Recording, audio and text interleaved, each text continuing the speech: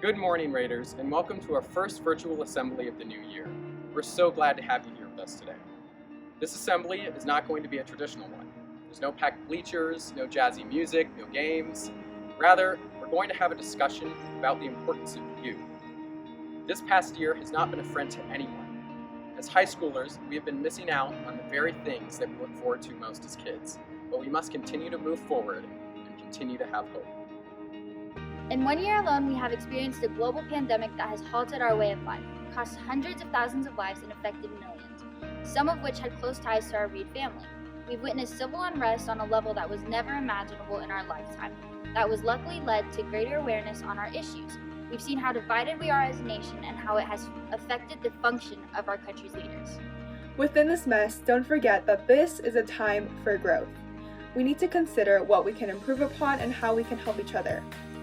Representative John Lewis once said, "Only when we stand united can we bring a positive difference in our society, but in order to stand united, we must cherish the fact that you as an individual are enough, and we together are enough." You are enough means that you were made to be you as you are on purpose. It is no mistake that you are this person in this place at this time. You are enough as you are, mess and all, beautiful and broken, showing up for your life every day. That's all you have to be and all you have to do.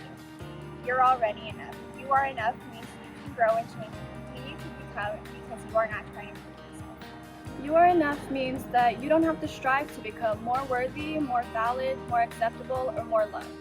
You already are all of those things.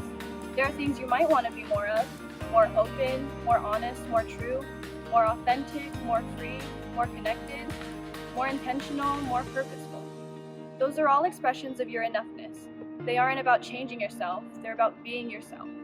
You are enough before, you are enough now, and you will continue to be enough as you become more of who you were made to be. And believing that when the world keeps whispering otherwise is brave. You are enough does not mean that you are everything. The pursuit of enough flies in the face of the pursuit of everything. Having a good grasp on enough means that you don't have to get everything. You certainly don't have to be everything. You are enough does not mean that you have to be self-sufficient.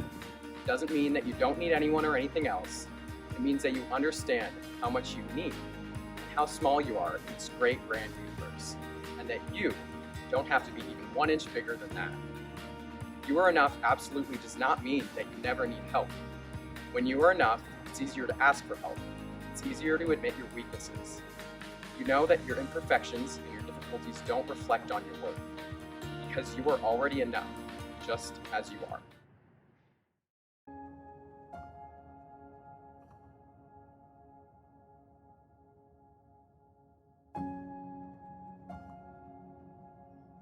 Hello, my name is James Lehman, and it is a pleasure to be here with you today. This is not a speech. This is not me preaching to you. This is us having a conversation. This is an opportunity for us to talk about life, to talk about the world honestly, for us to learn, grow, and connect with each other. I remember the first time that I realized I was treated differently because of my skin color. Before I share this story, let me contextualize my lived experience and a little about my story. Obviously, I'm a Black male, but what you might not know is I was adopted into a single-parent white family. My mother would later adopt 2 Black children who became my brother and my sister. The family who lived right next door to us was a white couple with 1 biological child and 2 adopted Black children. So conversations about race were commonplace in my household for as long as I can remember. Now back to this scene that I was talking about. I remember it vividly. I was in 3rd grade, at recess. My friend was going around chatting with different classmates, but was intentionally avoiding me. I would go up to him and ask, "What were you telling everyone?" He said, "I can't tell you." He would then run off. It was a weird moment, and I remember feeling like something was up. Later that day in PE, I asked my friend, "Can you please tell me what everybody was talking about and what you were talking about? And I promise I won't get mad." He sighed and said, "Okay, but you told me you wouldn't get mad." I'm having a birthday party in a few weeks, and I can't invite you. My dad says you can't be in our house, so I wasn't supposed to tell you about this party. Now, yes, obviously there were some other things said and other words exchanged, some of those words, but I held in the tears because I assured him that I wouldn't get mad. But truthfully, I wasn't just mad, I was destroyed. I was devastated. I went home that day and walked home thinking about this entire moment and all the feelings associated with it, and I was crushed. That night, I told my mom about it. She called our neighbors and they came over and they sat all of us kids down and explained racism. And that unfortunately, there are people in the world who will make us feel less than. I tell you these things not for anyone to feel sorry for me or feel bad for me, but as a way for me to explain moments in my life where I was unsure about where I fit in this world. Moments where I didn't feel like I belonged. Moments where I felt like I wasn't truly seen. The feeling of being lost in the world, unfortunately, I believe happens to many of us. You, me, adults, your peers, students all over the world. It happens. So how does that relate to Martin Luther King? You're probably asking yourself at this point, who, yes, we are definitely going to talk about. How does my story and all of your stories relate to why we celebrate Martin Luther King 52 years after his passing?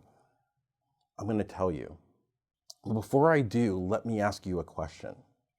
How many of you have heard this phrase with something negative attached to the end of it?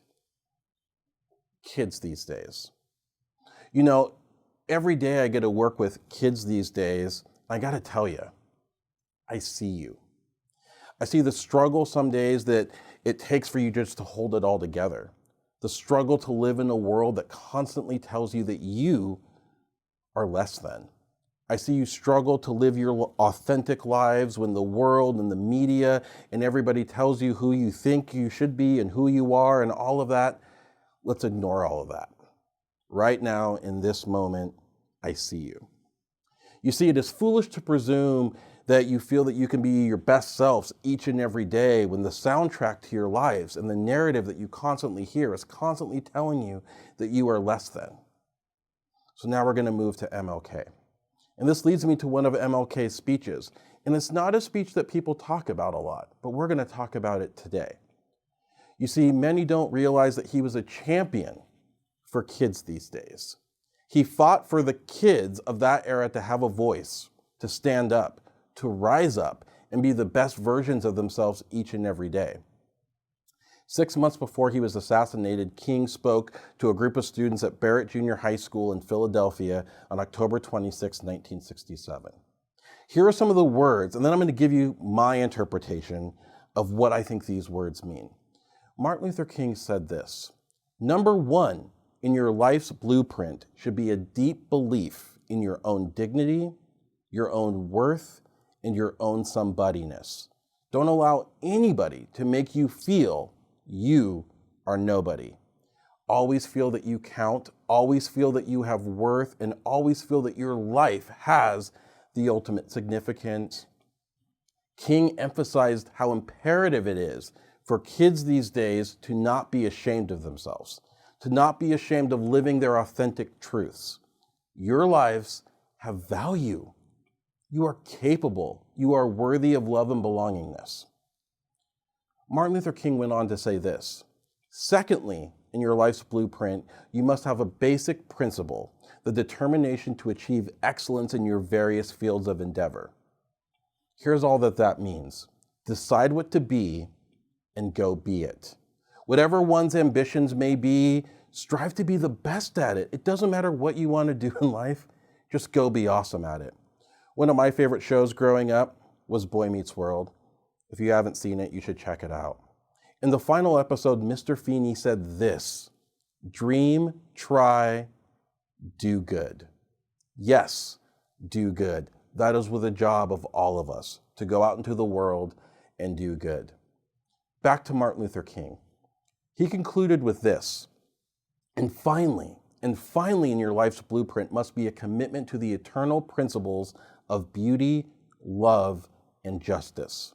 However young you are, you have a responsibility to seek to make your nation a better nation in which to live. You have a responsibility to seek to make life better for everybody. And so you must be involved in the struggle of freedom and justice. So let me ask you, what are you doing to make every space that you enter better? How are you making this school better? How are you making your community better? How are you making the world better? In my personal opinion, there is no generation better equipped to make this happen than all of you.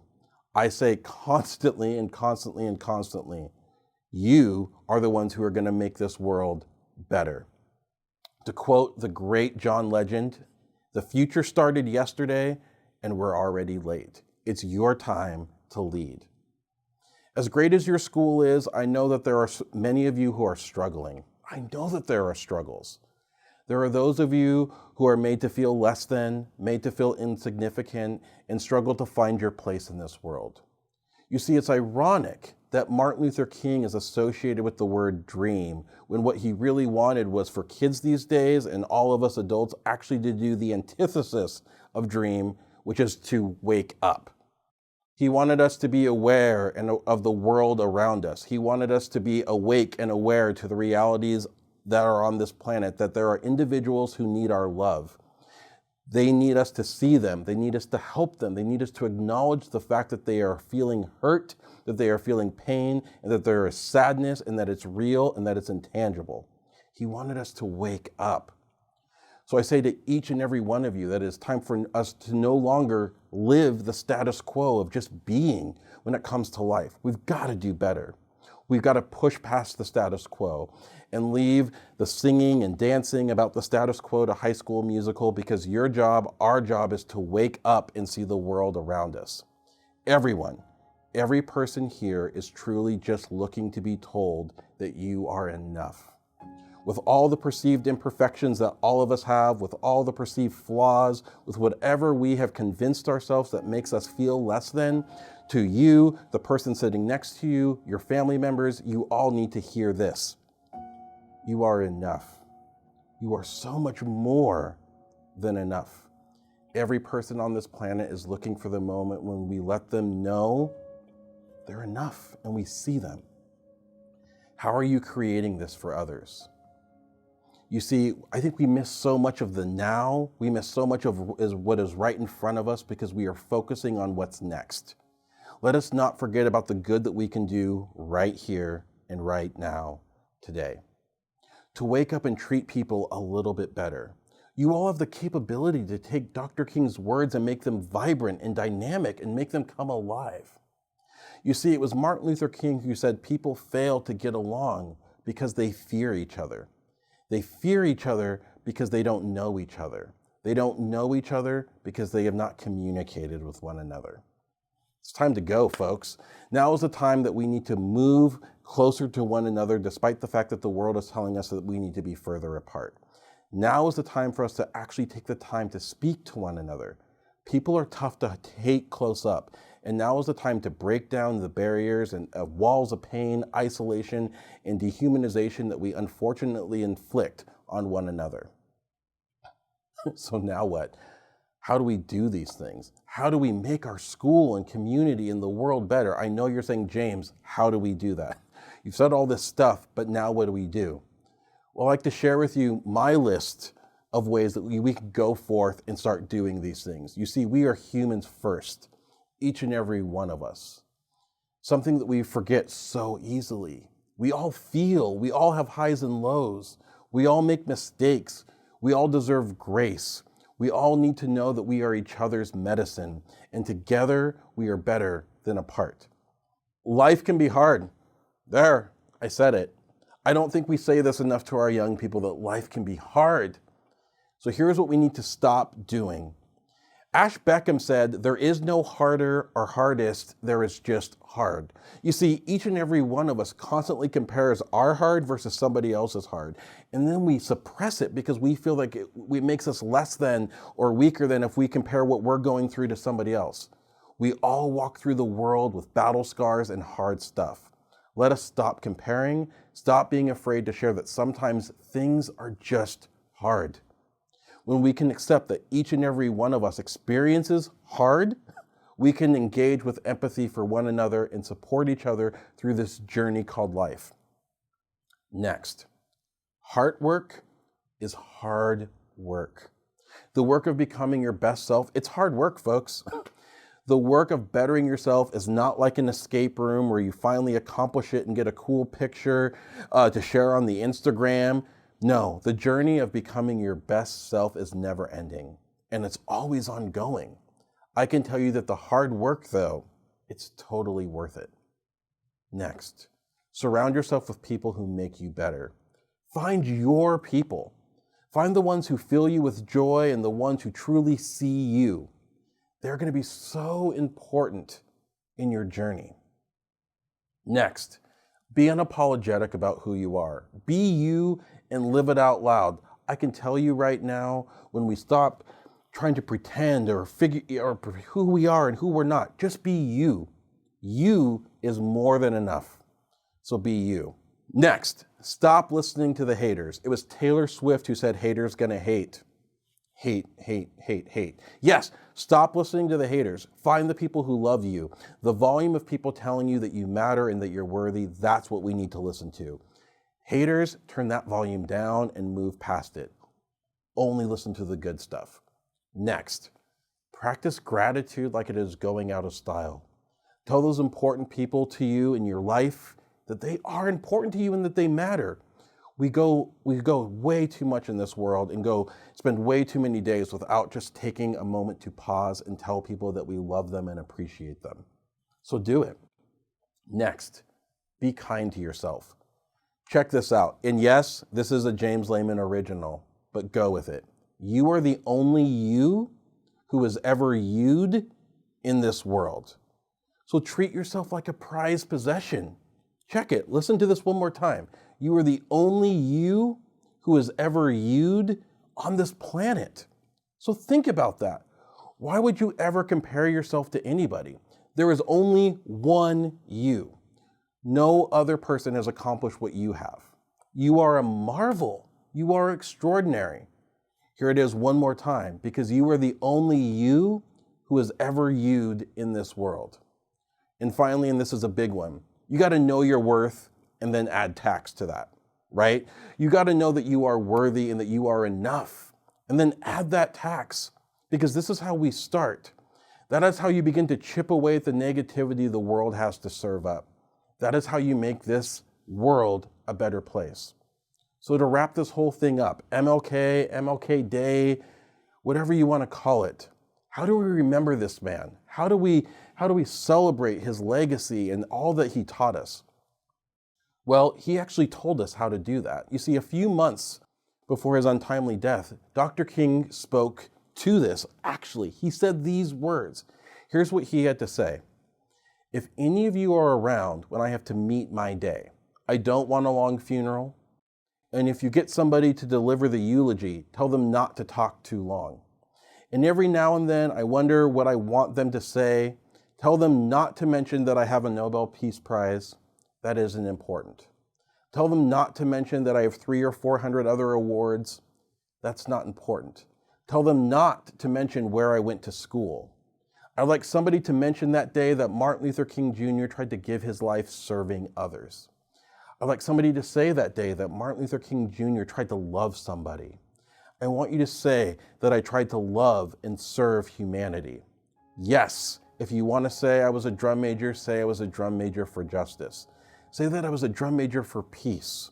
I was a drum major for righteousness. And all the other shallow things will not matter. I won't have any money to leave behind. I won't have the fine and luxurious things of life to leave behind. But I want to leave a committed life behind. And that's all I want to say. Thank you so much for giving me your time. Time is the most precious gift that life affords us. My hope and wish is that we take time to see each other, to listen to each other, and to celebrate each other. If there is anybody who can make it happen, it's kids these days. Thanks so much. I'll see you soon.